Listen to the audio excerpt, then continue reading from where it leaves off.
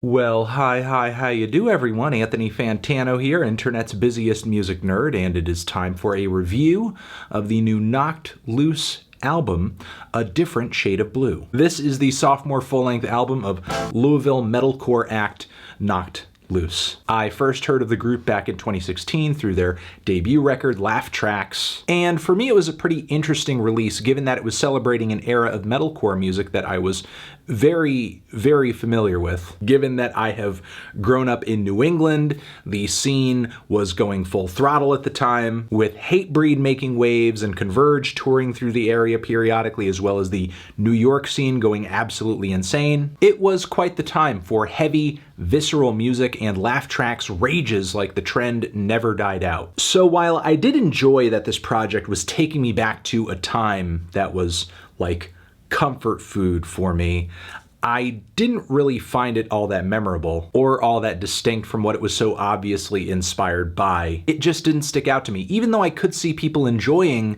this band, enjoying this record, because it scratches a certain kind of emotional itch. I guess overall with Laugh Tracks, I was more intrigued than I was impressed. But with A Different Shade of Blue, I went into this thing hoping for something more risky, creative, less of a celebration of the straight metalcore blueprint. I feel like it didn't really go far enough though. While there are some improvements on this LP that I like quite a bit, it's only nominally more dynamic and varied than its predecessor. I guess it's partially a matter of perspective. I could see hardcore fans of the last album listening to this and saying, whoa, they're trying so many more things and bringing so many more new sounds into the fold. This is like such an improvement. If you were blown away by the Knocked Loose debut, you are going to be blown away by this too. Because this time around, the band does weave more death metal. Yes, death metal into their usual metalcore savagery. Chugging chromatic riffs, growled, guttural background vocals, lyricism that is more sadistic and morbid, sinister leads and solos, sour harmonies that trademark buzzsaw guitar distortion. It's just enough death metal influence to categorize a lot of tracks on this record as deathcore, but it doesn't stray so far from the metalcore form that a metalcore purist wouldn't enjoy it. Like on the track By the Grave, which has a very slow, atmospheric, brooding death metal intro, but as soon as that's over, the band kicks into high gear into some really throttling metalcore. And the riffs are very chunky.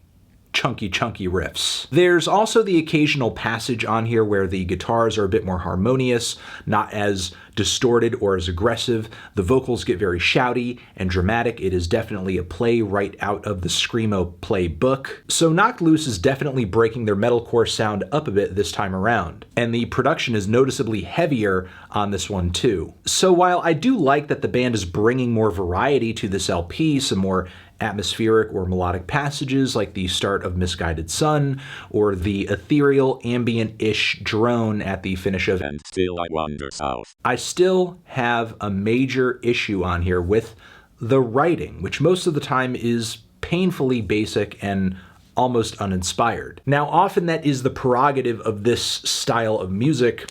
Simplicity, being no frills, seems to sell best. But as I'm listening through this album, I feel like I'm just being toured through one nondescript breakdown after another. Sometimes the breakdowns on this thing are paired with a supremely sinister refrain about being betrayed by the promise of death, or having a bone to pick with death. I will hide from the spotlight!